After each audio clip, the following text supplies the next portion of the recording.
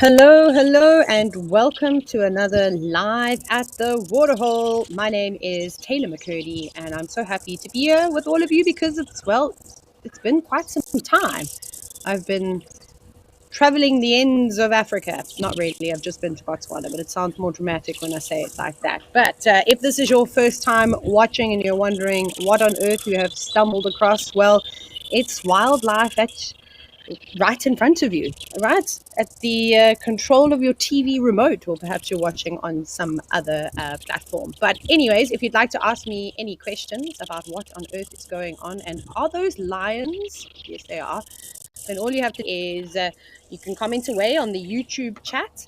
You can also use the WildEarth question box on the WildEarth website, or you can also hashtag WildEarth on X/Twitter if you also haven't completely changed over to calling it X. It's so bizarre. But anyways, you're going to all have to remind me how I'm supposed to do this because I've forgotten.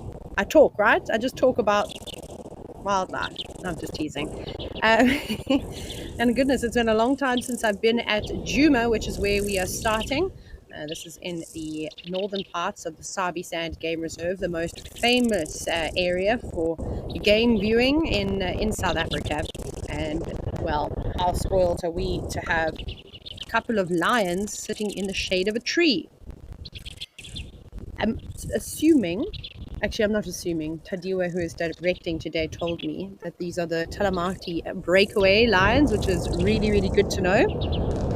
I have not seen them since probably November last year, maybe even before that, actually.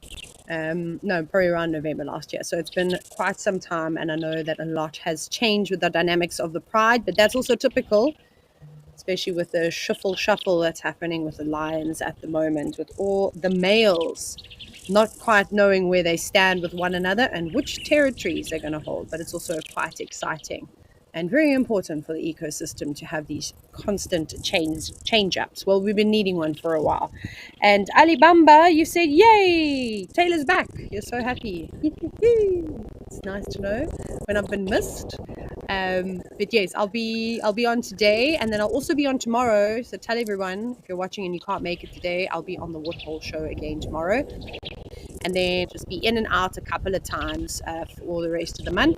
And then we'll see what happens in April. But I've got a safari in April, so might not be able to join all the time. But I have missed the shows, and I've missed chatting to all of you. And of course, as you know, I try and bring something slightly different to the table, but I myself live in a very wild area and constantly am surprised by all sorts of animals. And today's drama before the show actually started was two rainbow skinks of various sizes. They were quite small though, and a rather large adult antlion that was fluttering around the lights last night. But they have a very short lifespan. But anyways, and they were trying to catch that, so that was quite entertaining to see. But I suppose we should get back to what the lions are doing, right? I have no doubt that they're probably going to spend most of their time in the shade. It's really hot today. I actually don't even know what the temperature is, but I think it's around 38 degrees Celsius today. To try to do the Fahrenheit guess, which I always get wrong. That must be like 95, 97 degree Fahrenheit. I don't know. I'll have to check. I'll have to do a conversion, but I'm a bit slow at multitasking now. I'm not used to this. But that individual that's on the left has got her eyes or head up, and her eyes are peering around. And for those of you that have been watching live at the Waterhole, or you have just over the years spent a lot of time at this camera, you'll know that there is always life around not Galago. What's wrong with me? Boyatela Dam, Gowrie Dam. That's the G that I was looking for. But anyways, we'll get more into that. Speaking of the weather and my terrible conversions, let's go and see what the actual temperature is.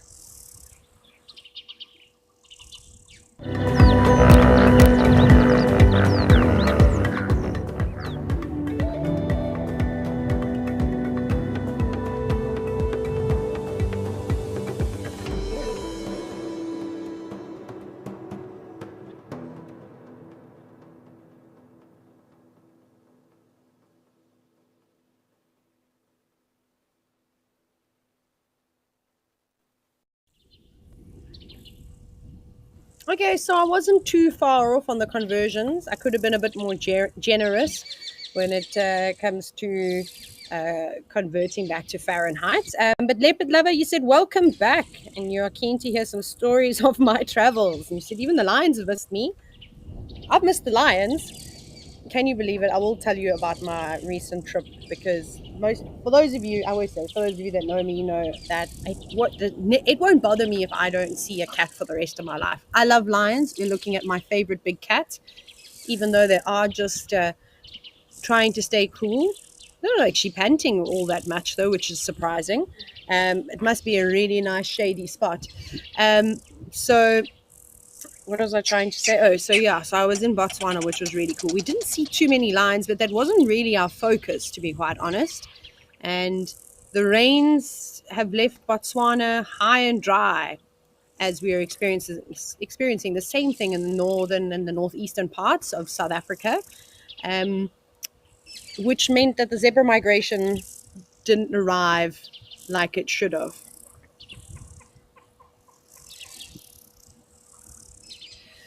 Which is a little bit sad. But we still had lots of zebras. Thank goodness there were a couple of pans that are being pumped with a borehole, so that drew a lot of wildlife in and around them, which was great action for us. We saw cats a couple of times, but we really just focused. We did a lot of photography and looking for different things and watching out for interesting animal behaviors. But my highlight of the entire trip was actually getting lost not lost. I shouldn't say that. We didn't get lost. We knew exactly where we were. Going out in one of the craziest sandstorms that I've ever been in my entire life. And I've been in some sandstorms up in the more southern parts of Botswana, but not quite like that. And we had so much fun. But I won't go into too much detail about that. It was a great trip. Aha! I think I can hear the crickets. Sorry, everyone. You know me. I always get plagued with the audio issues. Story of my life. Whether I'm presenting or naturalizing the show itself, or whenever I'm on the Waterhole show. I don't know why it always happens to me, but anyways. And of course, there's a little bit of a shake in the camera. That's just the wind. There is a big cell that is starting to develop around Madagascar at the moment, so east of the eastern parts of South Africa.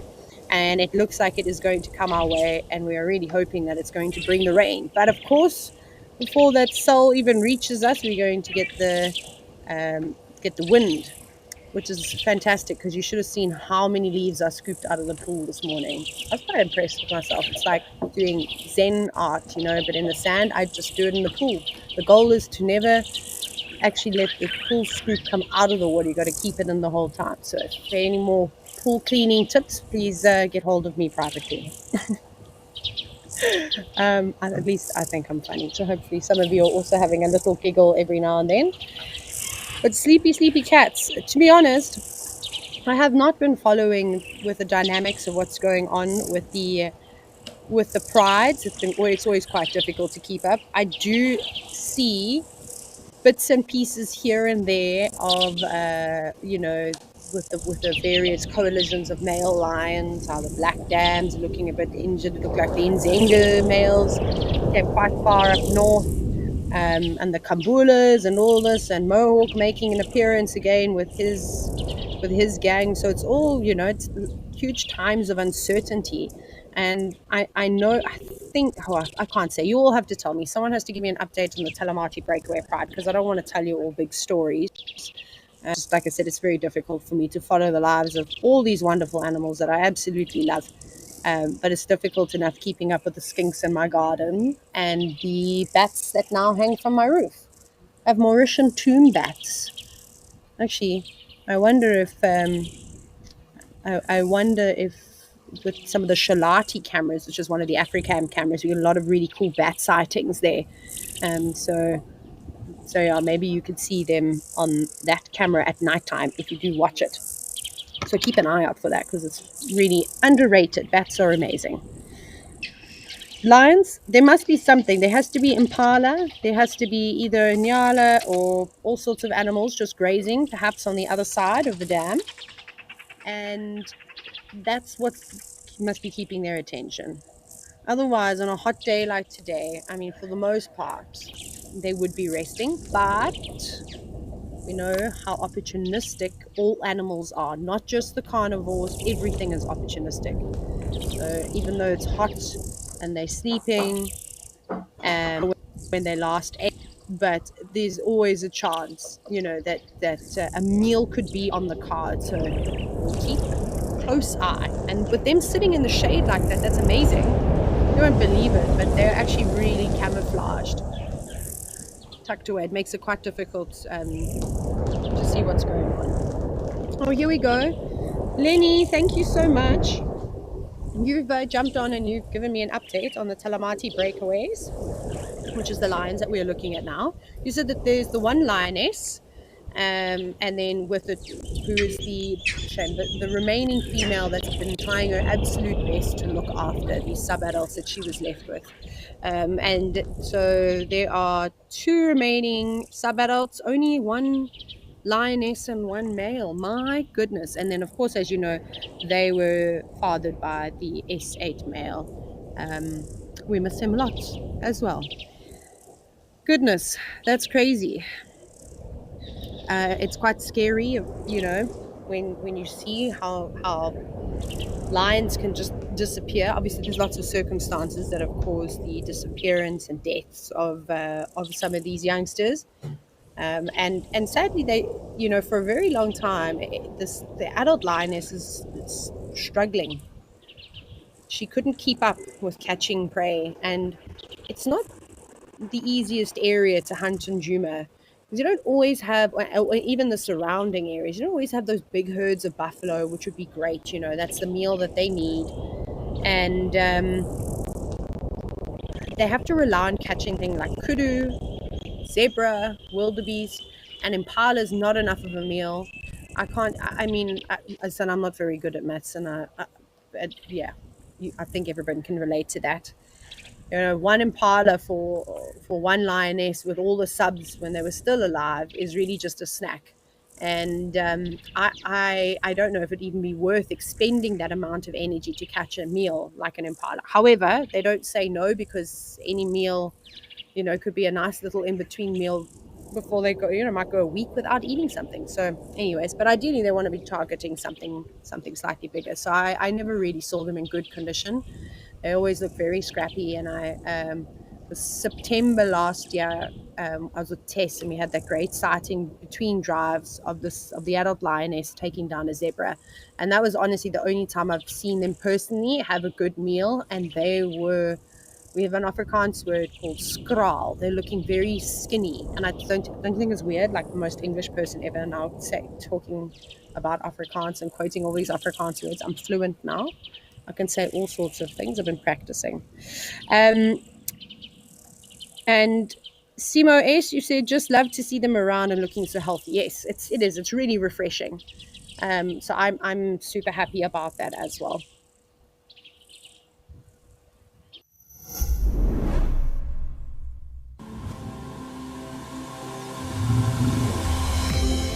This is On Safari.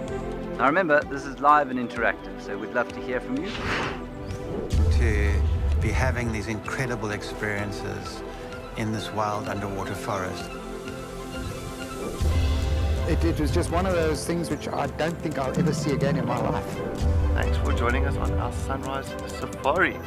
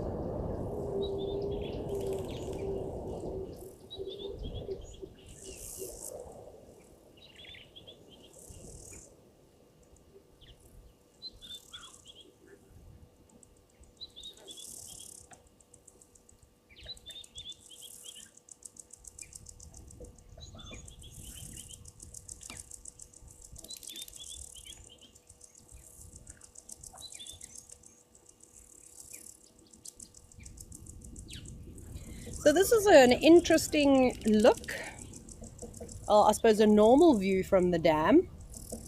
I just quickly stepped away to grab some more water because I thought that one liter bottle of water would be fine, at least to get me going, and I drank that in 15 minutes. So we're off to a great start today. Dehydration, here we come. No, actually, I suppose I'm beating dehydration. So let me just double check. If I'm not mistaken, from where we are here, right, it almost looks like you can't see the lions at all. So this is quite nice to then just sort of backpedal and go back to the conversation that I was talking about when it comes to camouflage. And we all know how important that is in nature, right? In various ways, all animals have some kind of camouflage or some kind of technique to camouflage themselves to aid them either in hunting or just to stay out of sight, out of mind. Look at a chameleon, for an example. Let's use them as a daytime as example. But if you're looking at the watering hole from where we are, there's a tiny little peninsula on the left-hand side that it comes out and then it goes back and sort of forms this sort of big bulbous part where the dam wall runs. And if I'm not mistaken, the lions are sitting to the left. And from this angle, it looks like they're not there. But if you look very, very carefully, what I'm looking for now is not detail, but just it looks like there's something sitting under the shrub. And you can see how the shadow of that tree actually extends. This is now on the left-hand side of the dam. And you can see how the shadow extends towards the water's edge. And on that ridge and underneath that tree, that is where the two lions are sitting. I only saw two, but there's obviously a possibility that the third one is in there somewhere. And now that I'm having a good look around, this is where we'd normally see a lot of impala using the big knob thorn, which the camera is mounted to, as shade during the day. But there's not one impala in sight. So, of course, I didn't watch the sunrise safari this morning, so I have no idea what happened. But perhaps with them moving around, their scent is all about, and the animals maybe even just sat and watched them sit down in that exact spot. But it's not to say that other creatures, other animals won't come here, especially if they don't know that the lions are around. You see, one's up. Oh, there's the third one. Now I can see them now. Crazy, right? How they were just completely invisible at one point. So if you are on safari and you are trying to find animals in the heat of the day, it is 100% worth checking under shady trees or just on the side of the tree where there's shade. And I mean, half the time animals will just get tucked up underneath and entangled within the branches to try and stay cool. So I wonder what the lioness on the right has seen. Lots of good grazing, just sort of to the north and west of this dam. You often see the elephants going in there to graze. So again, it could be zebra, there could be kudu, it could be anything lurking above there that we just aren't able to see. Jessie, thank you for your question. You've said that you recently saw a picture of a white lion cub. And you've asked, is it going to be harder for it to survive because it is hard to camouflage? I suppose yes and no. Having a bright color like, white stand out like that does make it more difficult. However, the white lions, and are you talking about the wild white lions that we see in the greater Kruger area? Because if you are, they're not albino. And when an animal is albino, it really stands out like a sore thumb. But these lions are something of a phenomena that we call, it's actually a genetic mutation called leucism. So they are leucistic. And it means that they produce less melanin. So it's not a lack of melanin like you find in an animal that is an albino, but just it produces less. So often you'll see that the eyes will be blue. They don't have lots of, bright pink noses. You'll still see the black spots on their ears are not black. They're almost like a bronze color. And any other markings that they might have will be just, slightly dull, but their coats are obviously a lot whiter, but it's not bright white. It's still got a bit of like tawny to it. So it will make it tricky, especially in summer. Can you imagine white against green grass? But as we go into dry season, and unfortunately, we're only in the beginning of March, but the bush looks like we're well into June already, which is concerning. And it's quite deceiving because the water levels in the dams are obviously nice and full.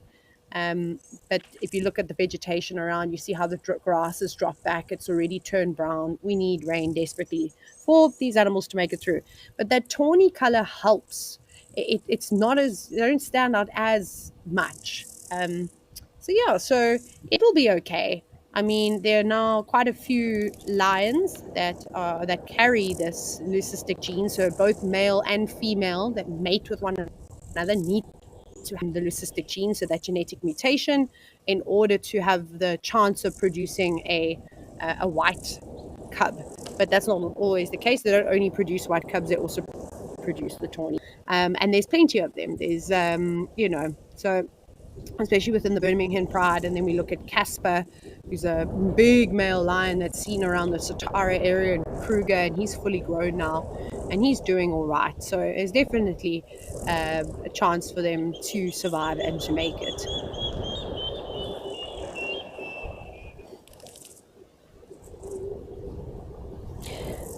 Ooh, okay. Gareth, ZA, you've said welcome back.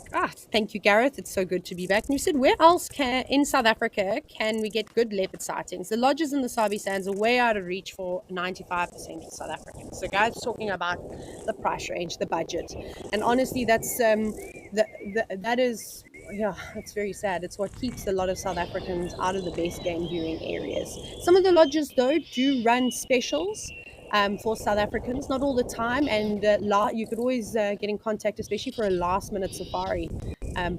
Quite a few of the camps would rather fill the beds in their camps and have them stand empty. Even if it is at a reduced rate, but you wouldn't be able to book 6 months in advance for a rate like that. So don't be afraid to reach out to some of these camps. And that type of thing. So it is quite tricky, unfortunately. Gareth, where I've always had good luck with leopards is in the Kruger National Park, and specifically around the Shingwetsi area. That Ngolo Loop is fantastic, especially now during dry season as we're coming into it. I think this year, if we don't get big rain, I don't know. It doesn't look like it. I don't know. We'll see what happens next week, right, with this weather system that I was telling you about that's forming on the east coast, well, at Madagascar, and is moving west. We'll see what happens and what that brings. But if we are going to be in for a very dry year, Gareth, book yourself into some of the accommodations. Shingwetsi camp is amazing. I really like it because it's not, with the hustle and the bustle of the southern parts of Kruger. And then those areas are great because the river systems start to dry off and it leaves these pools of water. And that's what brings the leopards around.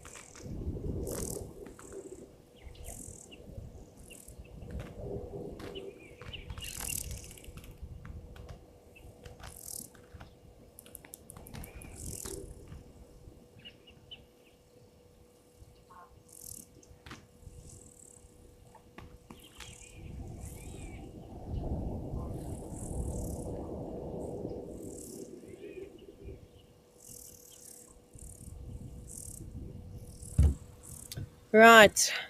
These lions are definitely up to something, though.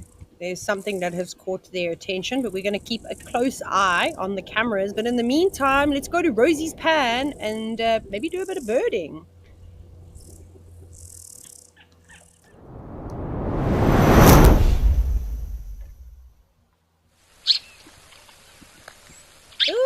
Oh my goodness, look at this. We got an impala and two, and of course lots of birds, but we'll get to the birds once some of the mammals move off, because as you know, they always steal all the attention. And what a perfect place for two warthogs, hey, to be in bright green water.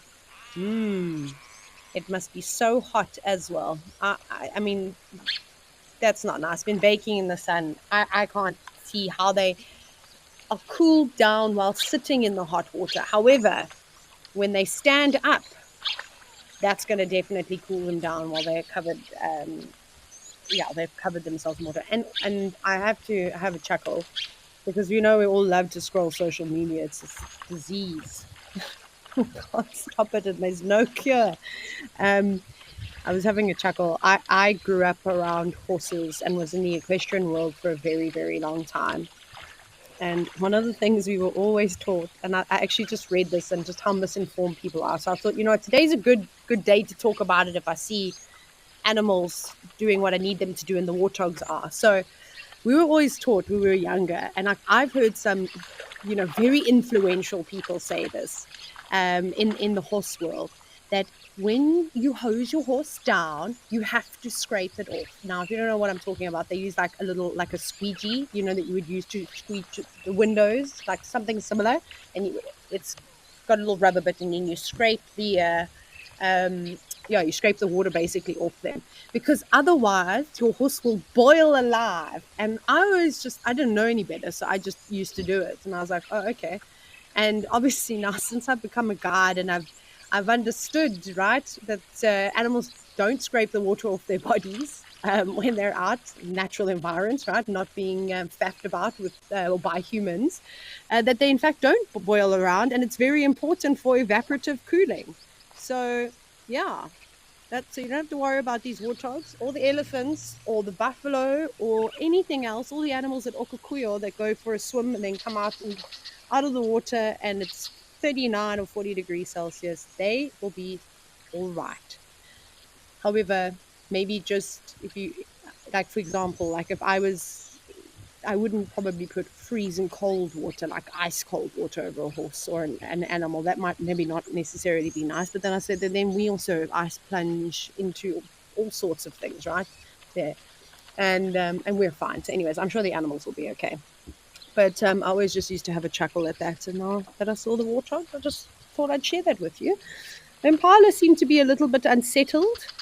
And to be fair, so would I. I'm very nervous around any murky water edge, especially now after being in Botswana and sort of being just a bit east of the Delta, where there were just crocodiles everywhere. I was watching lots of lechwe, which is a type of antelope, trying to cross various streams and rivers and these marshy sections, and they're just crocodiles everywhere. But thankfully, out in the wild, life moves fast. To capture the action, you've got to be in the right spot at the wrong time. Now, incredible animal behavior, selected from amazing amateur and professional footage, to reveal the secret lives of animals in motion. This is raw nature, caught in the act.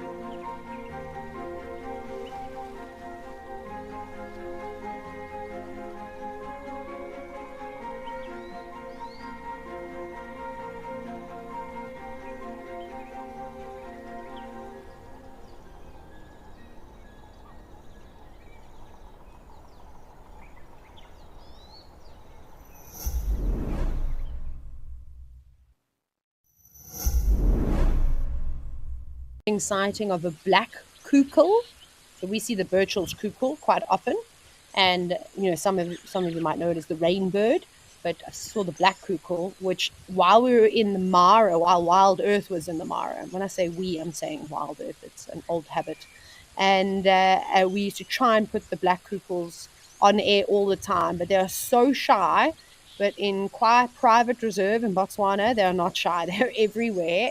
We had one sitting maybe about 8 meters from the vehicle. It was silhouetted, singing its beautiful song at sunrise. I was like, wow, this is amazing. So love that. Saw some black-faced waxbills, which was lovely to see. That was in Ngaipan. Very dry there. So again, all those little borehole-filled water holes came in handy. Animals are great. Oh, I hadn't ever seen black-winged pratincoal, so that was a new bird for me. I've seen the collared pratincoal and I've seen rock pratincoals before, so I got to add the black-winged to my Southern African list, which was quite cool. Saw blue-billed teals. They used to be called the Hottentot teals. If you have a bird book or a bird app, they're really interesting to see, but the name has changed now. Okay, none of those are new. Yeah, we saw there was so many. Crimson-breasted shrikes I've seen before, but they were great. Oh, coppery-tailed kukul, which I hadn't seen. There were some other really unusual ones. We saw so many melanistic gabar goshawks. It was fantastic. The only time I've really ever seen the melanistic gabar goshawks is at Mala Mala in South Africa. Maybe we can go back to the rock again. It looks like there's a whole bunch of little birds just around there using that stick that I was telling you about, making a great perch, making it easier for them to go into the water.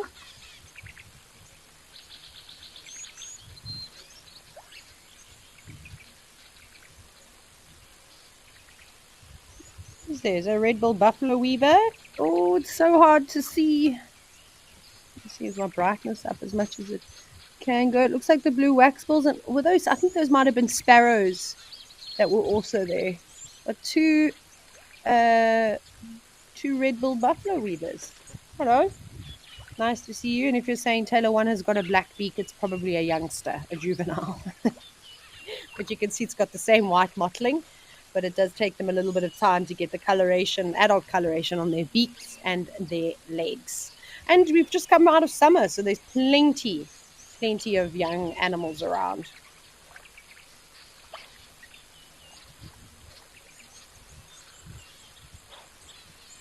Let's see if anyone else. Just a little blue waxbill sticking around. Hello.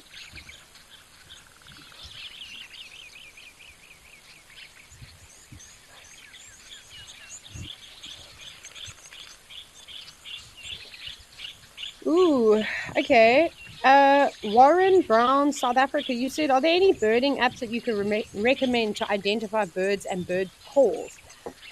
So that's always a tricky one to try and figure out. So I use an app called Bird Pro, and if I'm not mistaken, it is I think it's being used in conjunction with Bird Lasser. So I really like Bird Pro. It's very accurate with your sightings. Like it tells you, you can like plot your sightings, and which was really great because I noticed while I was up in Ngaipan and Makgadikgadi, it was saying that most of the birds don't actually occur in that area, but they were very common. It's just no one has spent lots of time like regularly dropping pins and adding images, like, to prove that they've been seen there. So I like Bird Pro. I haven't ever used the call feature, but it does have something called Smart Search, and you can try that way. Otherwise, if you're looking for a free app, I always talk about Merlin Birds. So that's a fantastic app. It won't cost you anything. You can download different packs, so different locations from all over the world. Essentially, you'll download a country. So you can download South Africa and you can download Botswana. You just need to make sure you install it correctly. Otherwise, it's not going to work offline. So just make sure you follow the instructions there. So I don't know, Warren. Maybe you can try that.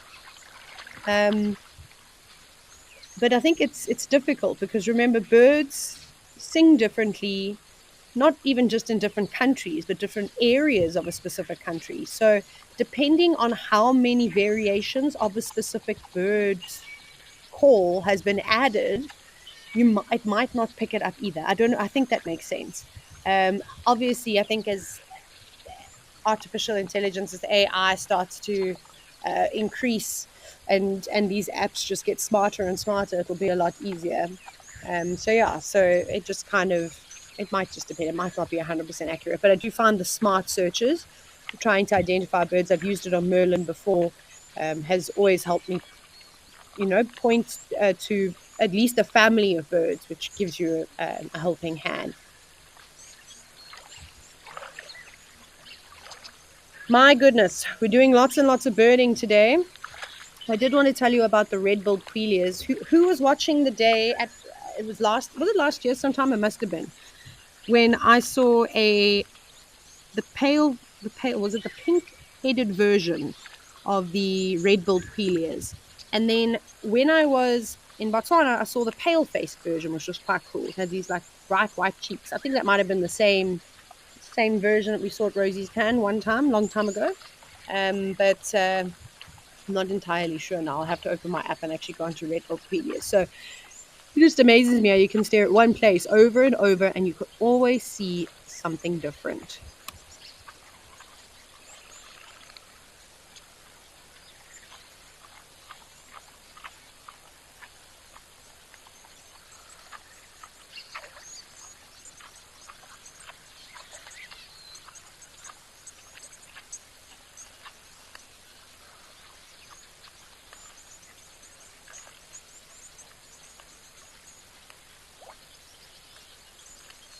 Right, so from the northeastern parts of the country, we're going to head all the way down to the west coast and check out Stony Point.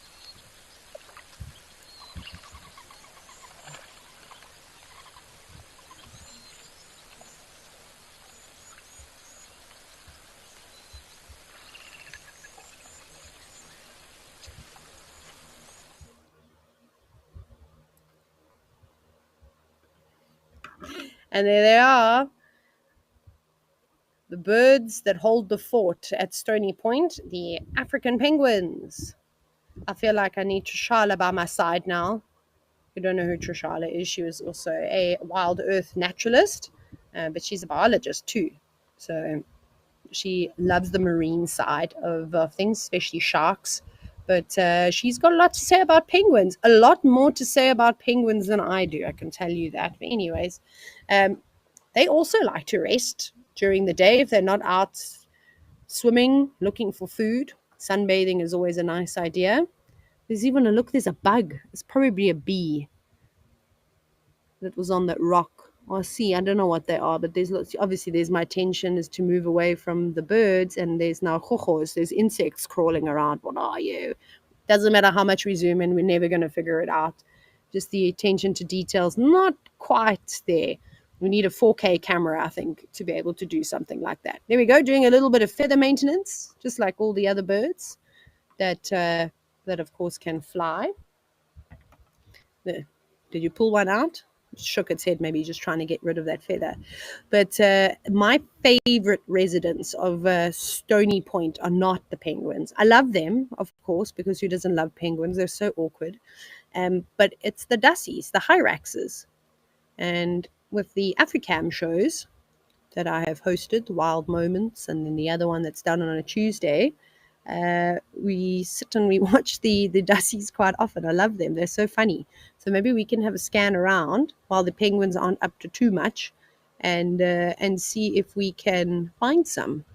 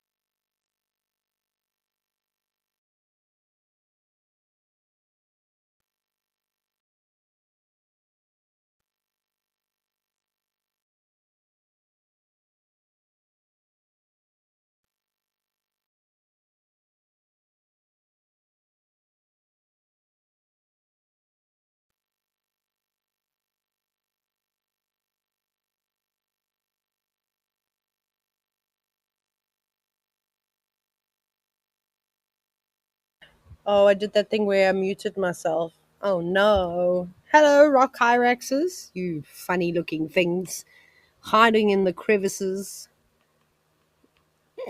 They look very upset. I've never seen a happy hyrax in my entire life. They can't help it. It's just the way they were put together. And this one looks like looks like it wants to jump out and attack someone. Obviously it doesn't. I think it's just resting at the moment. Nose is wiggling a lot. It's probably quite warm, but they have also adapted to these temperatures. Yes, are you going to show us how well you can jump? Or are you just creeping out of your crevice to have a little look? Either way. But the way that they zone in on people is also, it's creepy. And if you've ever spent some time with hyraxes, I highly recommend it. Just sitting and watching them. Don't get too close because they can bite. Their teeth are horrific. They point in all sorts of different directions. Would not like to be bitten by one. But they are so entertaining. Especially because they're social, so there'll be plenty more around here, but maybe not doing what this hyrax is doing, but actually spending some time in the areas where it's cool. I say this I have no idea what the temperature is in the Western Cape and Cape Town area, so let me just check. Weather wrap. Oh, look, all sorts of seaweed and a sign that says, do not enter. Ha! But look at us, we can be there. Oh no, don't show me the water. That looks so nice. I haven't been to the beach since August last year. Oh, can we go back to the water and just watch it for a little bit? Look at that white sand. Water's not crystal clear. It's a little bit murky today, but still pretty good visibility though. Oh my goodness. I'm going to go put my feet in the pool now and just pretend. I can't hear the waves, so hopefully you can hear the waves. But I imagine it kind of sounds like whoosh, and that's the wind. Never mind. That's why I'm not in special effects. Oh, there's all the dassies, the hyraxes. Oh, hello. Oh, there we go. Yeah, careful. I could say all sorts of things now, but I won't. I will refrain from that. I will tell Tadiwa though.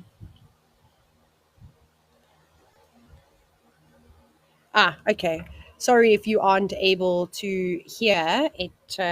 It might be my side, and if you can't hear, it might just also be a technical difficulty. But the tech wizards are on it, of course.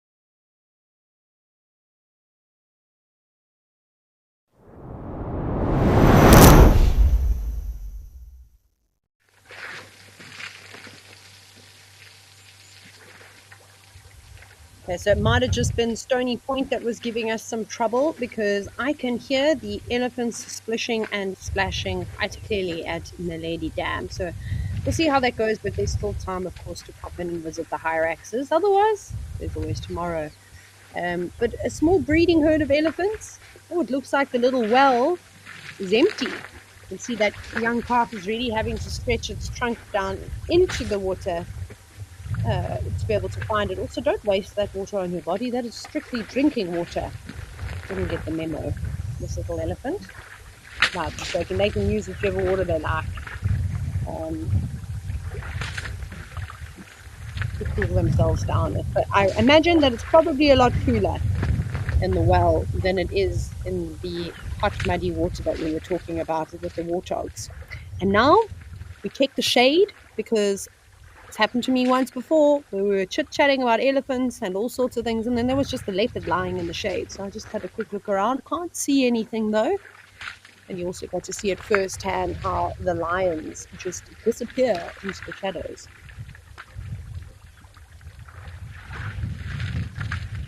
Just the three of you. Oh, watch out for this little elephant in the middle.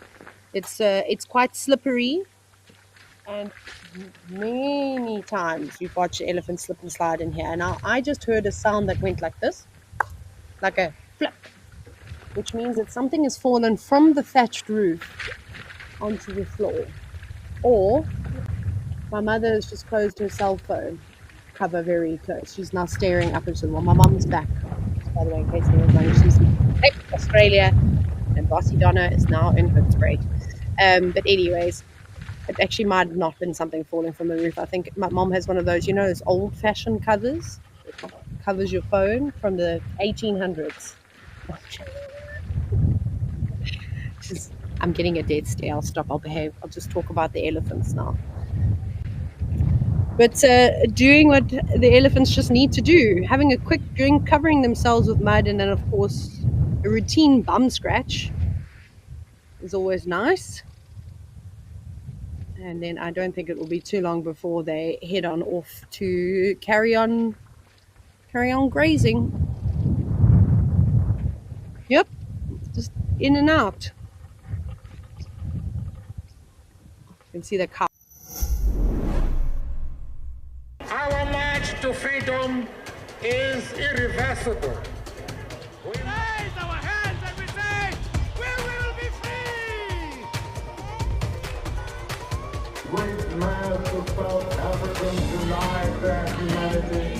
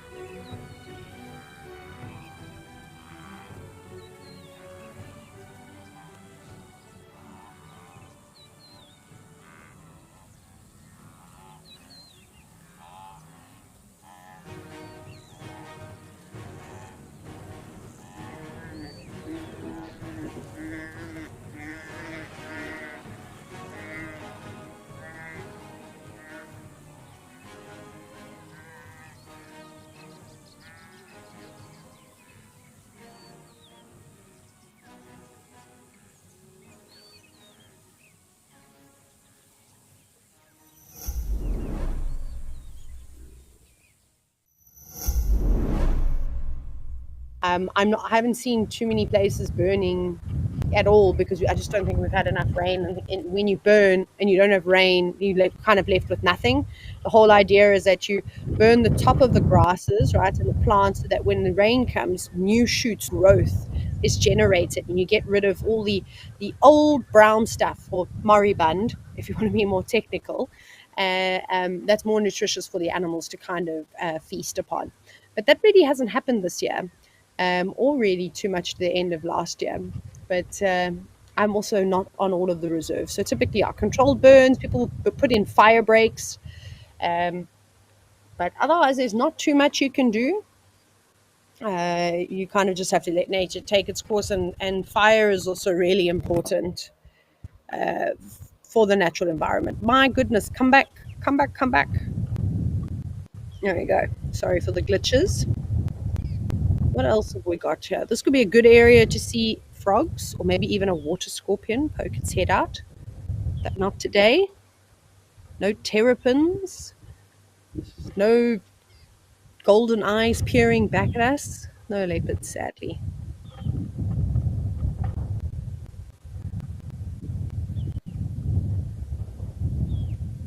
But it's always good to just scan the edge of the water.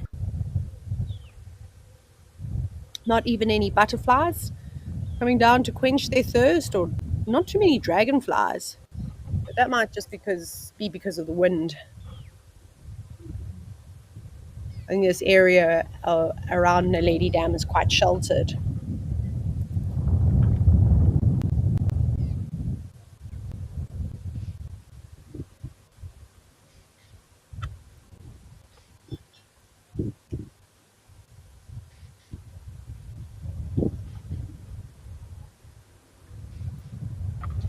But look at that, dry, barren. There's not much around. This little well needs to fill up. It might be that the pump is not switched on. I'm not sure if it's powered via solar panels or if it's, some other kind of mechanism. Oh my goodness, what are you? Why are you so light in color? It's deceiving. Come here. Come drink the water. Come closer. There we go. Oh, it's just a southern grey-headed sparrow. I got excited for a second. I think it is just the yeah, it looks like it. I think it's just the light and maybe the coloration. Isn't it a sparrow? No, I don't know now. No, maybe. I don't know. I don't know if anybody else everything's looking like we've turned up the saturation a little bit. But again, it just depends. Yeah, cameras, light, that type of thing. I honestly have no idea what that is. Or is it a weaver? Female weaver of some kind? I can't tell. The coloration is far too confusing. I think you could even see with the wax bill that was there, the blue wax bill. This might be a bit better. No, I think I'm sticking to my guns. It's a sparrow. Hello. Maybe a young one. But that was bizarre for a second. And then another question from Catherine. You're asking whether birds are picky about the quality of water. Not as much as elephants are.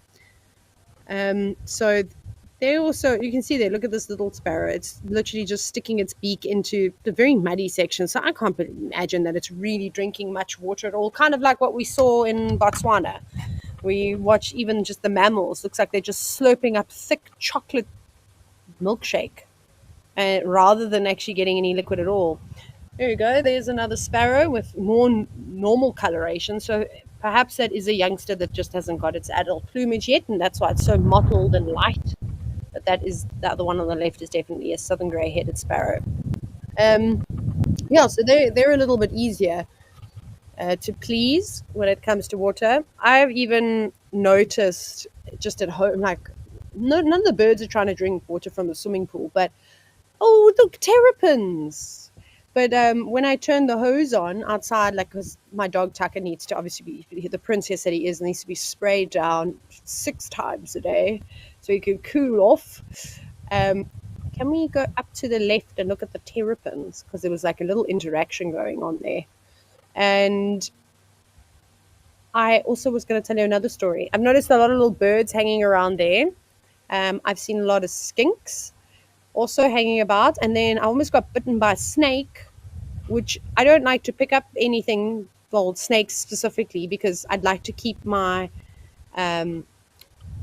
my record of being bitten 0 times, touch wood, to 0.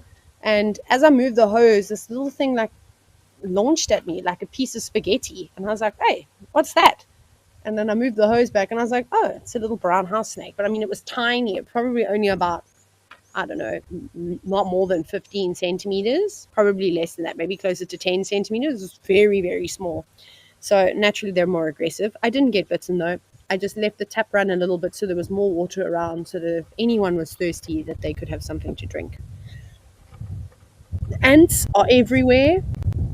And when I start to see lots of ants in the house, then I know dry season is around. They're all around the taps. The amount of violin spiders I found in the bathtub, which is terrifying, because everyone goes, violin spiders, you don't find them in houses. Well, when you have a thatched roof, you find lots of them. I've never seen so many violin spiders in my whole life.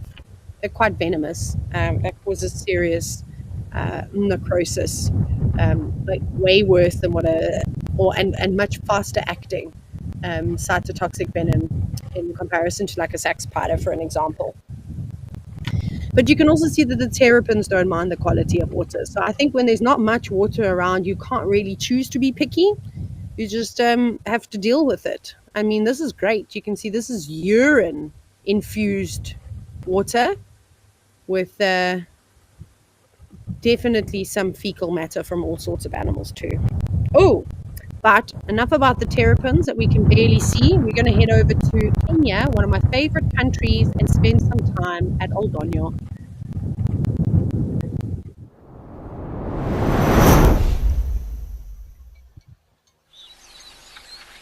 And in case you were a little bit mad that we left the terrapins and the birds, hopefully this rather large elephant with magnificent tusks. Yeah, I don't know what I was going to say now. My ADHD has been through the roof since I've been back. And my memory, it's gone. So we should see a host of different bird species too. I can hear a lot of them, and plenty starlings are arriving. And this is another one of the water holes that does get pumped.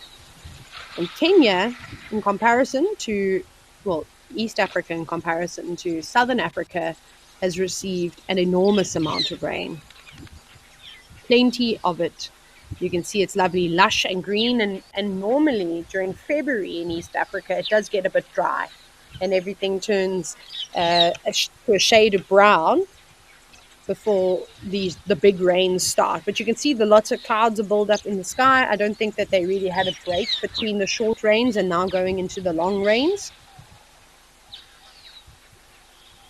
But good for East Africa. They need it. They're also suffering terribly in the drought. I think these are superb starlings. Looks like it. That are just fluttering around, just in the foreground. There's a big dove of some kind. Are you a ringneck dove or are you a mourning dove? I can't see. Or not mourning, red-eyed dove. One of them. And the reason why that elephant has got his trunk like that on the rocks is because that's where there's a water pipe.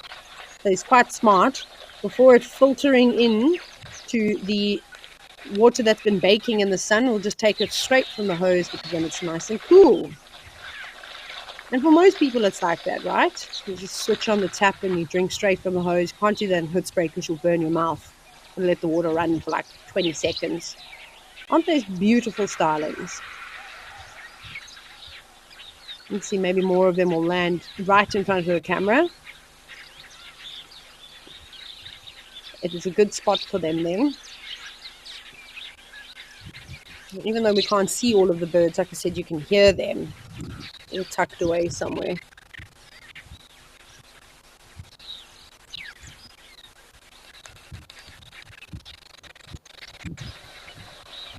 The glitches are actually quite cool every now and then, especially when the birds fly.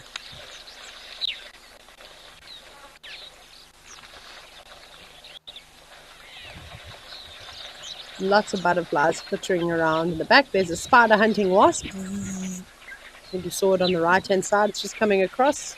It's doing little circles round and round. It wants to land. It doesn't seem to be settling. I'd be quite nervous if all those birds were around me too. So we're going to have a closer look at the elephant dung now. In case you're a bit sensitive to a dung.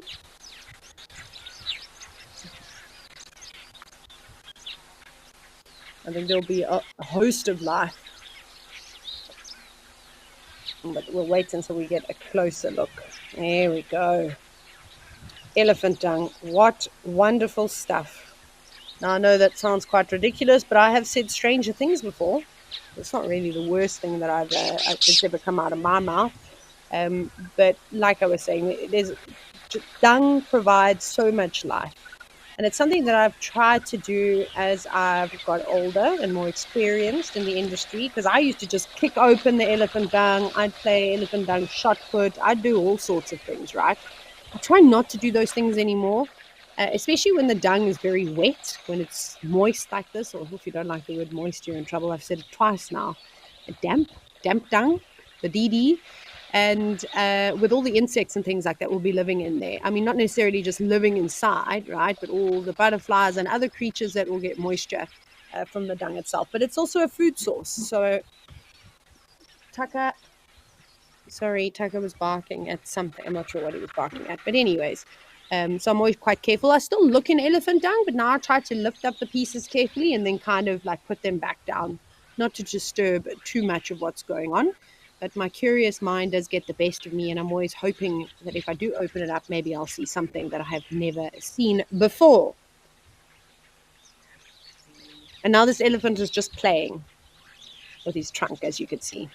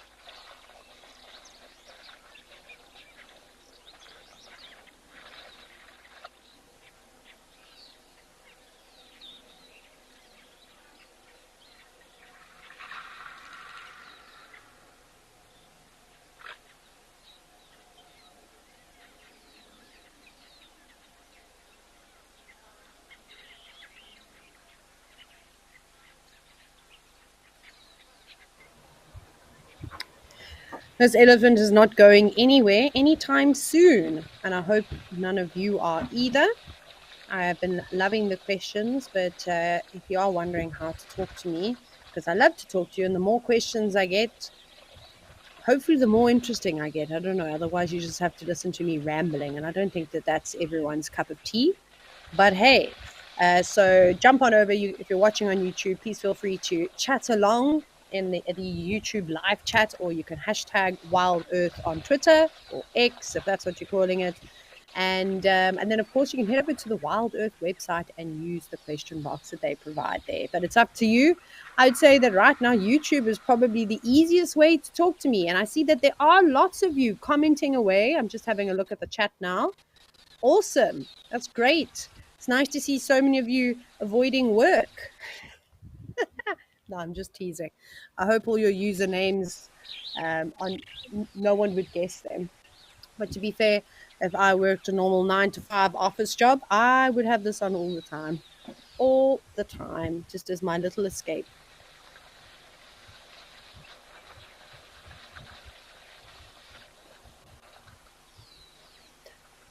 I'm really excited for May to come around because I'll be heading to Kenya. I love it there. And if you don't know, you will know now. But I'd love to live in Kenya. That is my goal, is to move there. And plan B, Zambia. But I like the beach. You saw how I went googly eye for the water at around Stony Point, which is freezing cold. And I was still excited by it. I just miss the beach so much. And I reckon if I could take this elephant with me to the beach, he would have a fantastic time. There are still some places, though, just seen as I'm talking about the ocean and animals, where you can see elephants on the beach. You go to West Africa, so areas like Gabon would be a very good place to see elephants on the beach. And in Sri Lanka, a lot of the national parks, sort of one of the boundaries is off in the ocean. And you can see that Sri Lanka is a really great safari destination. And just going back to Gareth ZA, I know you asked me where's the best place to view leopards in South Africa that doesn't cost an arm and a leg, and my answer was the Kruger National Park, because sadly a lot of the private reserves are also really expensive. Maybe look at saving up and heading to Sri Lanka for a trip. I mean, it's got the highest density of leopards per square kilometer. We've got some great national parks, and the birding is amazing, and there's lots of other wildlife to see, and it's a country that is rich in culture, so you will not get bored. You could go back about 10 times. I absolutely love it. And then Yellow Duck, you've said you've always wondered what the inside of an elephant's trunk looks like. Well, I've not had the privilege to use the end of an elephant's trunk as a pair of binoculars, because that's what I imagine it's like, looking down into the void. But I don't think you're missing much. I really don't. I don't think there's anything inside there that would really appeal to you. I suppose you could probably Google an image, I'm sure, from a zoo or some kind of veterinary practice. Maybe they've got an image. It'll be quite dark, though, so recommend bringing a light. Go diving down into the trunk of an elephant. And then just circling back to I mentioned something earlier, a spider hunting wasp. And Stephanie, you said that you've never heard of that. My goodness, you are missing all sorts of things. Actually, Stephanie, if you're on YouTube, what I would recommend you doing is taking a moment, I'll allow this, and type in spider hunting wasp followed by WildEarth, or Nat Geo or something like that. But we've had plenty of sightings of spider hunting wasps. But I will never forget, this was years ago, I did WildEarth used to do these Facebook Live for various organizations, and one day I was on a bushwalk and I found a spider hunting wasp. So it is a wasp that specializes in hunting spiders. They can eat other things, but that's what they're known for.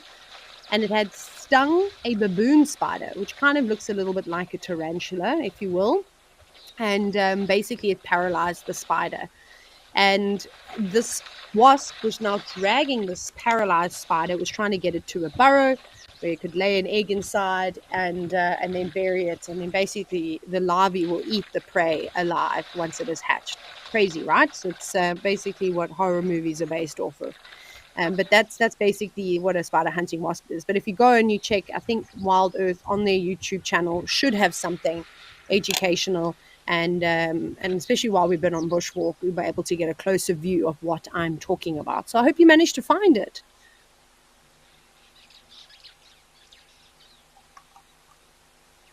Okay. But the show is, of course, live, and every now and then we add in little clips of interesting things that have happened at the various cameras that AfriCam has provided us with. And that's what we're going to do right now. We're actually going to go across and have a look at one of the mongoose species.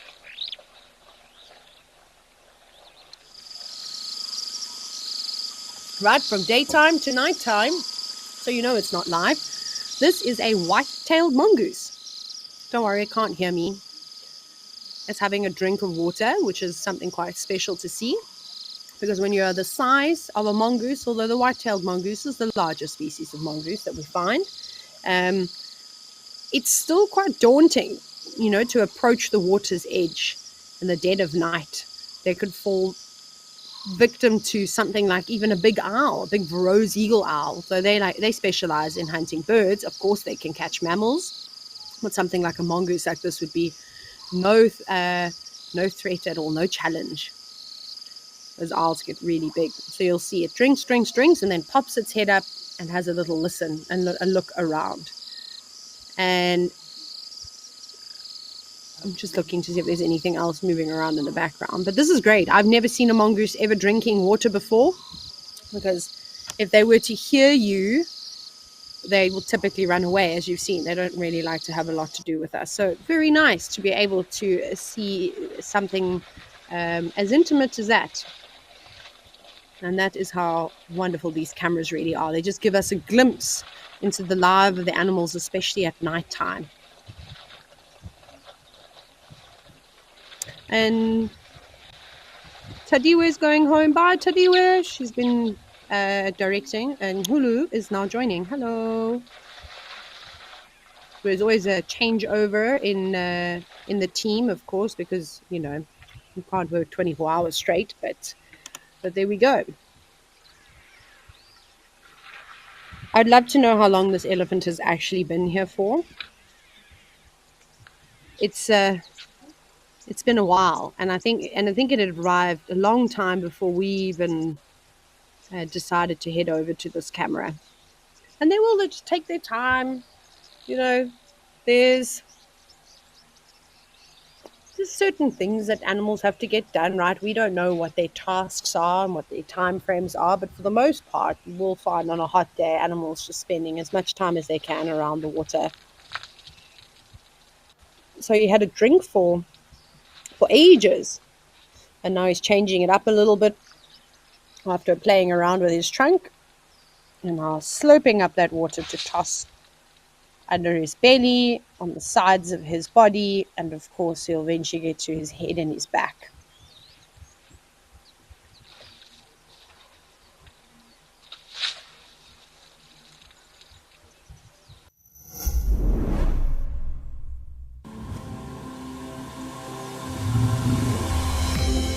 This is On Safari.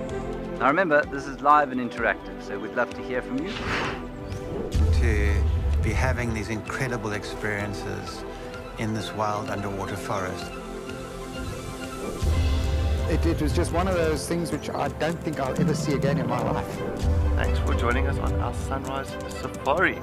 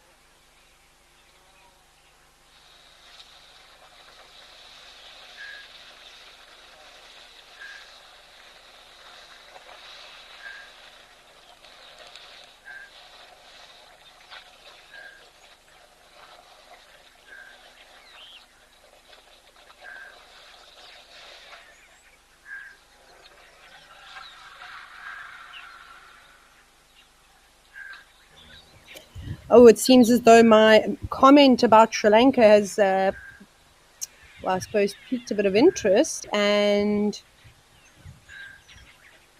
Fuller, you've said that your friend is from Sri Lanka and she keeps asking you to go over with her for free. You just have to pay for your flights. You said it sounds stunning. Well, I would definitely take her up on that offer. You know, thankfully, if you're from South Africa or from any other country, the Sri Lankan rupee is not particularly strong.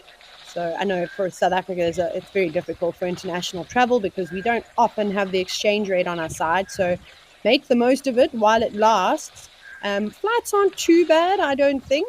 And then yeah, I found it to not be a particularly expensive country, and you just really got good value for everything. The food is unbelievable. So probably the thing that would be the most expensive is going into the national parks. But as you know, unfortunately, if you're not a national of that country, it is slightly more expensive than if you are a citizen or a resident. But it's not. I don't think it's going to be unaffordable. But a fun holiday for all. The beaches are unbelievable. So how's this? You can do safari. You can go to the beach and then submerge yourself in their amazing culture. And everyone is incredibly friendly. I had such a great time there. I was training some guides at a couple of at this portfolio of lodges called Leopard Trails. There were 2 camps, and I had a great time. So that's where I'd recommend you go stay. And then there's a couple of you who've just said that you've just started your morning and you're just getting going. Sandy Franklin 69, hello, glad to have you on board today. And then Gertie, you said that you just switched on and you said it sounds like Taylor talking. It is me. And you said it boggles the mind how I can talk so fast and still be understood. It's actually a problem. So Gertie, thank you. Every now and then I need to be reminded to speak slower. Okay, it seems like we had a little bit of technical issues at Aldonyo in Kenya. So now we are at Cat Eye Pan back in South Africa. So apologies for that, but we've got the blacksmith lapwings on patrol. So they'll alert us of anyone else's presence. So sorry, everyone, if I do speak fast, I get so excited. Please tell me to just slow down. You don't have to shout at me. You can tell me nicely. But it is something that I definitely need to work on. I've been trying to work on it since I was about 6 years old. Not sure how I'm doing. And then Stephanie, you've just got back to me and you said that you just looked on YouTube with the suggestion of checking out the spider hunting wasp. And you think that you'll have nightmares sleeping with the light on tonight then? And then you said that they are so strong and aggressive and you don't like spiders, but you actually feel sorry for them. It is, but animals do specialize in certain things. And obviously with the spider hunting wasps, they'll catch caterpillars, they'll catch all sorts of things. So it's not just the spiders that fall victim to those species of wasps. How's this wind though? So this is what I was telling you about, that we're starting to get quite a bit of. Let me open up my weather app again. I like to use Windy because it gives me like great satellite imaging, and you can just start to see this. I'm just having a look now. This is quite a big system forming on the southeast coast of South Africa. I don't think that. Let's just scroll. Is that going to come near us? That's not the one I've been telling you about. Yeah, there's a big system. So I think we're getting some of that wind. But if you look from Saturday the 9th, you'll start to see that little cell that I was talking about. Then we'll see how much rain it brings. Hopefully the wind settles down so it doesn't blow it away too quickly. We need it to kind of stay put. That's what's been happening a lot of the time. The weather systems build, even in Hoedspruit, huge thunderstorm clouds, see a bit of lightning, and the wind is so strong, and then nothing.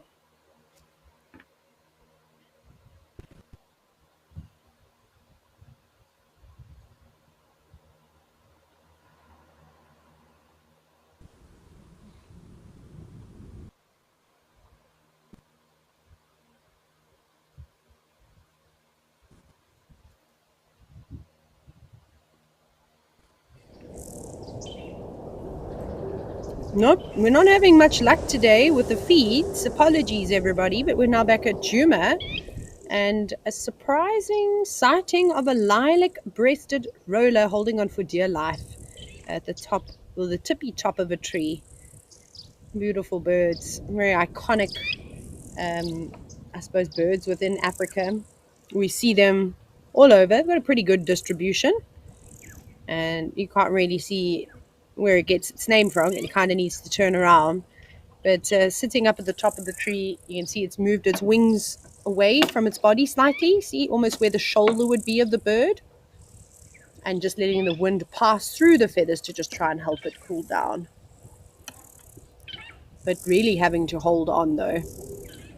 And you can see it standing facing the wind rather than having the wind blowing its tail up and over. That would be quite entertaining though. Did a really funny sighting of a it was a I think it was a sunbird that while I was on safari now, it flew in and landed on like a little perch, a little stick in the water. I don't know, it got too excited and it ended up falling into the water, scrambling for the perch again. It made us chuckle quite a bit.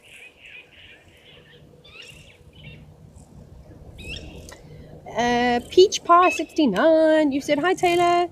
You said it's lovely to hear my voice again, and you've asked when I will be back in the Sabi Sands on the live safaris. Ha! And you've also said that you love that I say what I think. I will never stop. It gets me into so much trouble. As you can imagine. I mean, use your imagination. But yeah, that's just how I am. I just always say the same, whatever I want to say really.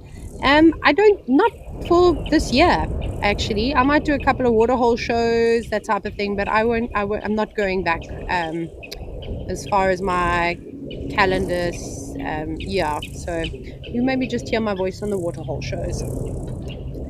But as this bird sits, multitasks, tries to cool itself down, you can see it gazing up, looking down, looking left, looking right. There are so many insects around at the moment. Lots of grasshoppers and other sorts of flying creatures. And that's what that lilac-breasted roller is looking for. Unusual that it's perched so high. Obviously, it would have more luck with sitting on a perch slightly lower to the ground where there's a bit more vegetation. Right, then you're going to see more bugs. But of course, there are lots of creatures flying around. So it's not to say that it wouldn't, jump up, open its wings, create some uplift, and then catch a flying insect and then perch and eat it again.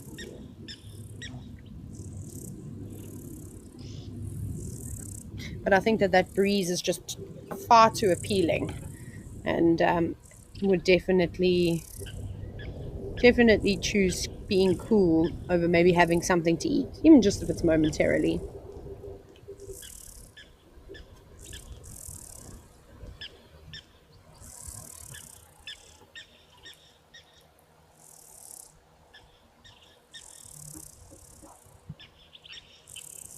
And then rain, you said it's amazing how they can stay perched even when it's so windy. Birds are acrobats. They can just balance in all sorts of conditions. I think what's really helping this situation, though, rain, is the fact that it's quite a big tree and it's sturdy. If that was a thin little branch, we might be having a very different conversation, because lilac-breasted rollers are not dainty birds, not like the little blue waxbills we've been seeing at Rosie's Pan or firefinches or anything. Even those little sparrows are much, much smaller than this lilac-breasted roller. So holding on is a lot easier when your perch is not moving. I think we can all kind of vouch for that. And it's just taking a lot of balance. But that's where, tails come into play. Tails are so important for balance for, all animals. They use them in varying degrees. But for a bird, you'll watch them. Kind of use it as a counterweight. I think it also depends on which direction the wind is blowing. If it's blowing steadily in one direction, it's maybe a bit easier to manage. But if that wind starts to swirl, that's a different story. Can you imagine? For those of you that have worn dresses and skirts, I suppose it might even happen with a shirt. You think that you're holding your dress down, right, on one side, and next minute this wind comes from behind and whoops, you frantically scrambled trying to hold the dress down. That happened to me recently. I was trying to make some cocktails behind the bar, and this gust of wind came through, and it was just a disaster. But anyways.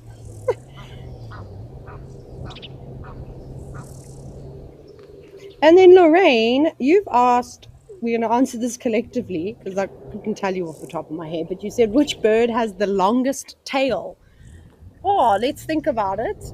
Oh, there's some Inyala in the garden. Is it an Inyala? Yeah, it is. It's a young male Inyala. Oh, longest tail. I mean, if have a look at the secretary bird, for an example, right? They've got exceptionally long tails, but what you'd probably have to differentiate is, the length of the tail versus the body size of the bird. Because you might get something, for example, like a magpie shrike, right? That's got a teeny tiny body and has got this huge, like really long tail. Any of the widers, the male widers specifically, that grow their lovely breeding plumage to try and entice the females, they've got pretty long tails too. And even an African paradise flycatcher, again, a small bird with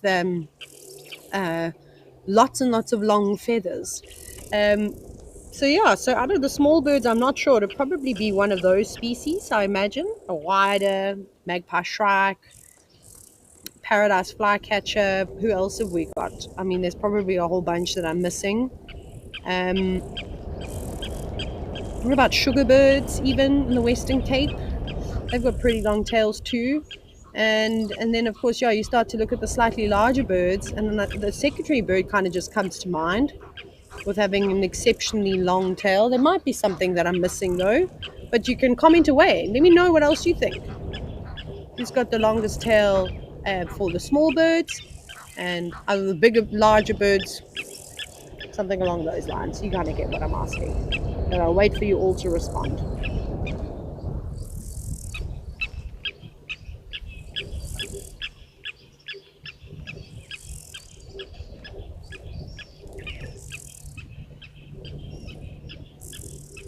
And then Sandy Franklin, you're actually doing a painting of a lilac-breasted roller, and you're wondering how big are they in real life?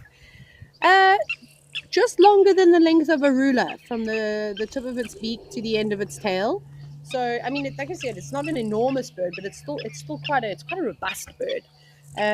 So take a ruler and probably add on about 5 or 6 centimeters, something along those lines, give or take. I'm sure every bird is, we know how they're not all exactly the same size, but not as small as you would think. I couldn't tell you how heavy they are though.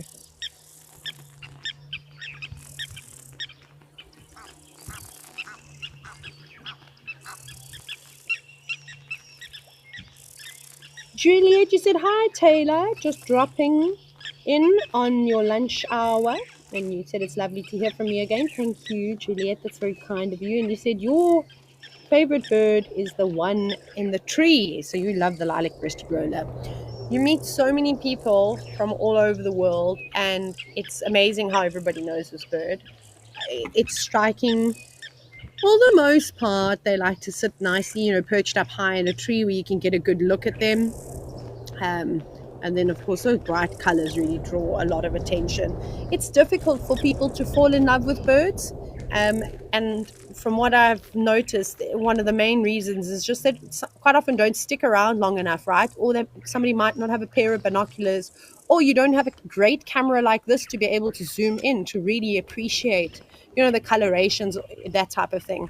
So everyone tends to fall in love with the slightly larger birds or the obliging lilac-breasted rollers. So apparently there's lots of bird calls, but I can't hear anything. I don't have any sound at Vuyatela Dam. But Kulu was just saying that apparently the birds were going ballistic. So if you can hear that, our wonderful Zoomy, who's controlling the camera, is just going to have a little scan around now just to see what's causing the fuss. It could be a bird of prey that's maybe flown over. Perhaps there's a snake or an owl sitting in a tree, or maybe another predator. There obviously are 3 lions at the dam, which were very comfortable in the shade of a tree. but they've been sitting there for pretty much the entire morning. So I doubt that it's them causing the fuss. It might have just been something else. I don't know if it was go away birds or what birds were vocalizing. I'm so sorry. Ha! We've just got one now. I think the others have moved off, maybe behind this tree. Maybe they've tucked themselves well underneath it. Yeah, it looks like there's another lion at the back there. So I'm sure all three are still around here. I think this is the sub-adult lioness that we're looking at now.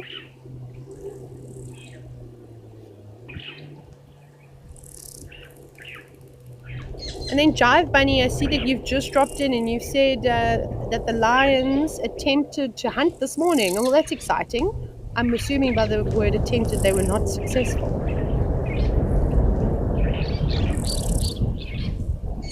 So probably on high alert, hoping that someone will come on down and have a drink.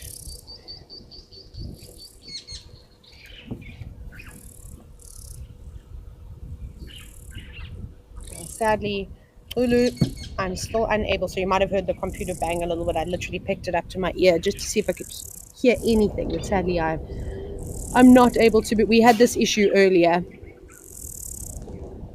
But it's okay. I will survive today. And then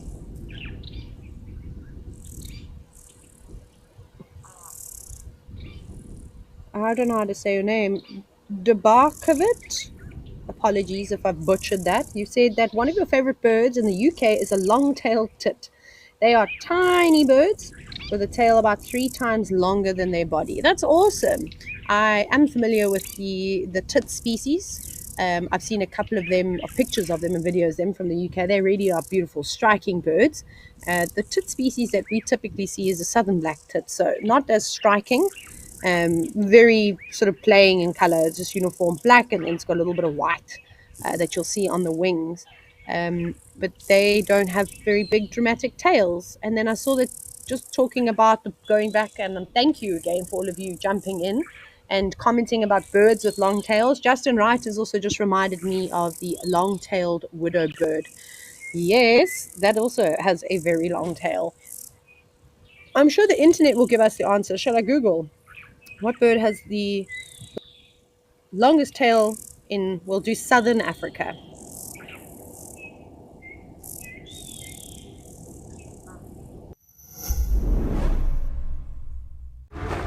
Out in the wild, life moves fast. To capture the action, you've got to be in the right spot at the wrong time.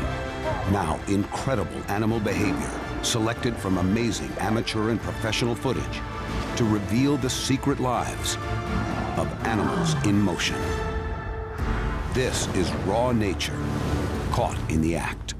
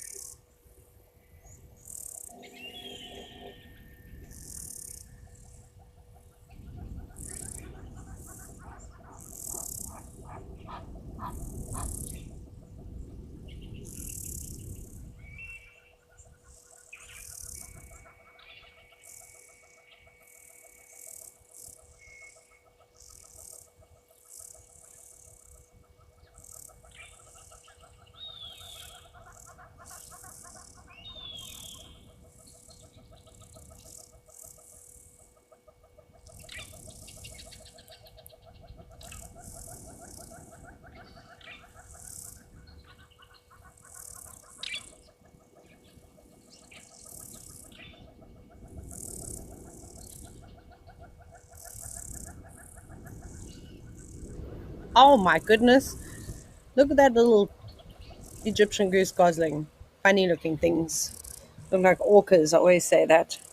Um, I was going to tell you something. Obviously, while we were just in this little ad, I had a quick Google as to the bird that has the world. Well, the bird. I can't even English now. The bird with the longest tail relative to body size in the world, and it is a bird that is found and endemic to Papua New Guinea. My goodness, I'd love to go and visit Papua New Guinea, and that is the ribbon-tailed. I don't even know how to say this. Astrapia.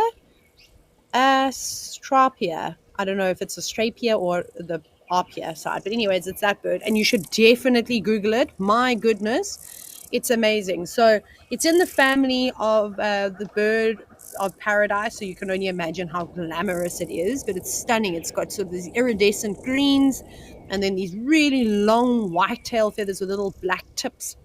And it is said that the body length of this ribbon-tailed Astrapia is about 32 centimeters, so just a bit longer than a ruler. And the male's tail can get up to over a meter in length. That is quite impressive. Sadly, I won't be able to show you one of them, but and it won't be in any of your South African bird apps, so you are going to have to hop onto the internet and have a look. That's remarkable. In fact, if I had a tail that long, I'd get it caught on everything. It would not be very long.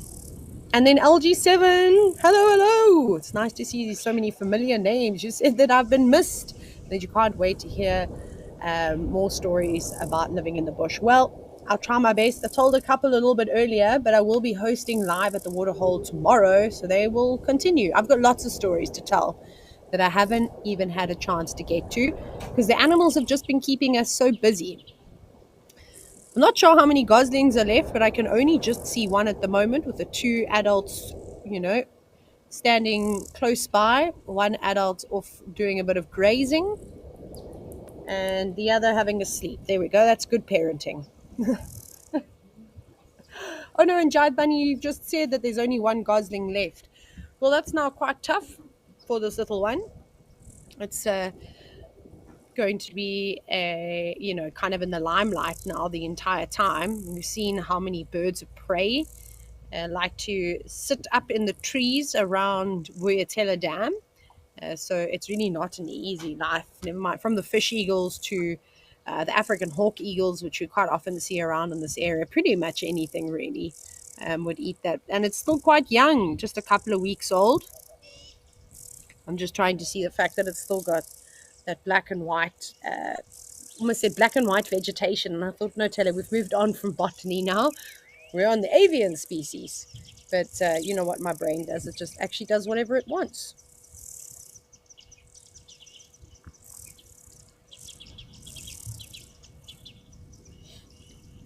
I'm just trying to see exactly when they start turning. So it's quite a large youngster. Have to scroll. My app doesn't really talk too much about the change in coloration. Anyways, I think it's really clever that they've got this black and white plumage. It really does look like they have a pair of eyes. So to the right of those white spots, that's actually the tail feathers that you can see. And the head is all the way over to the left. And you know how important it is. We see it especially in arthropods, particularly moths and butterflies. There are other species, though, that are famous for having false eyes. So it almost looks like something, you're always being watched, if that kind of makes sense. Not that I think that would necessarily deter some of these big birds of prey. They're smarter. They can put two and two together. They, too, have experience. And good luck, though, trying to catch an Egyptian goose gosling. If you don't grab it quickly and take it away, you are going to be in big trouble because the adults do their absolute best to try and protect their young. And we all know how vicious geese can be, although Egyptian geese are more like ducks than geese. But anyways, that's besides the point. Members of the geese family often make the best guard dogs, guard birds, if you will.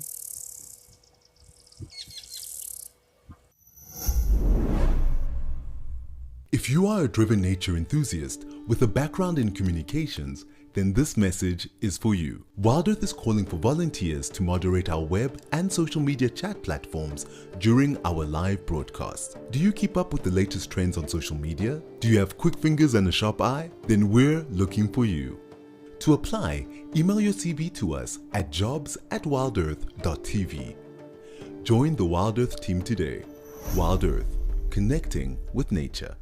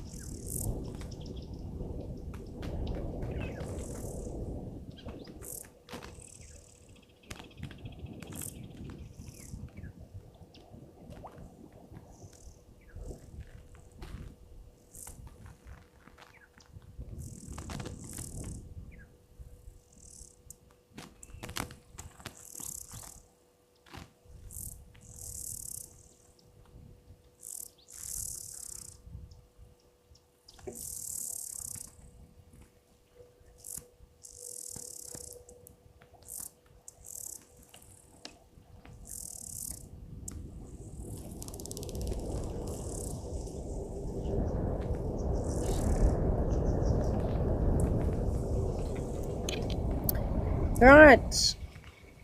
Just jumping on just quickly to have a look. And then Peach Pie, you said that you looked up the ribbon-tailed Astrapia, and you said that, or Strapia, whichever version it is, and you said that they are beautiful. They really are. And then Taxi Lady, you said, hi, the longest feather in the world belongs to a chicken. No ways. And then you said that it was 34.7 feet in length. That's unbelievable. Now I have to Google. Give me 2 seconds.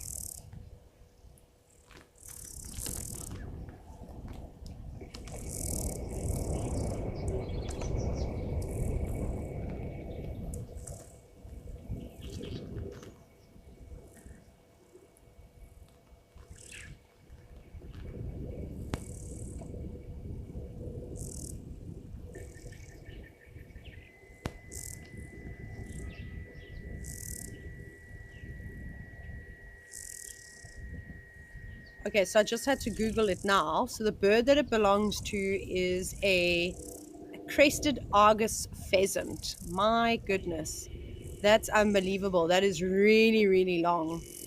That's quite crazy. Yeah, so they're definitely up there with some of the longest feathers in the world. And then Gertie, you said that you went for a walk in the company gardens in Cape Town. And you said that this morning you saw an Egyptian geese chase a big fat rat. That's hysterical. Not shocked. I am surprised that the rat didn't turn around and jump on the goose and go flying off on an adventure. It sounds like a cartoon. Um, Never mind just for children. I'd probably watch it too. But to be fair, I behave like a children. That's so funny. You see some really strange things happening. Like, I'm now so curious, whatever happened to the adult antlion that was flailing away outside? Did it meet its demise? Did this rainbow skinks have a tasty meal? I have to go and see if there are any wings left over once the Waterhole show is finished. And we've only got 2 minutes left. So you'll have to just wait until tomorrow. I'll give you the answer. And Jive Bunny, you've just said a big thank you to WildEarth for all the shows and as well as all the drives. We're very, very fortunate, that people are able to have a taste of nature for the comfort of their own home. And I am, of course, very thankful that I get to host some of these shows, which is always awesome. I thoroughly enjoy them and I love interacting with all of you. So keep the questions up. Tell your friends and family that I'll be hosting tomorrow as well, so that we can all chat again, get those questions, get the comments, the conversations, whatever you want to talk about. But there's a little hole in the tree that you can see over there, perfectly rounded, probably made by either a barbet or a woodpecker. They've got the beak structure and to be able to hammer away and chisel away rather. But in that broken, in that fork, there was a pair of virtual starlings nesting there a little while ago, but I suspect that the chick has already fledged as some time has passed, and those birds grow up so quickly. But we don't really have much time now. I've just been told 60 seconds. So that means that I'm going to have to say goodbye to you. But hopefully the Talamati breakaway lions get up to all sorts of action. You can see them just at the back in more shade where it's a bit cooler. Hopefully they are able to catch a meal, and then I can catch up on all of that tomorrow. But thanks everybody. It's been a while since I've been on the Waterhole shows, but I'll see you all tomorrow.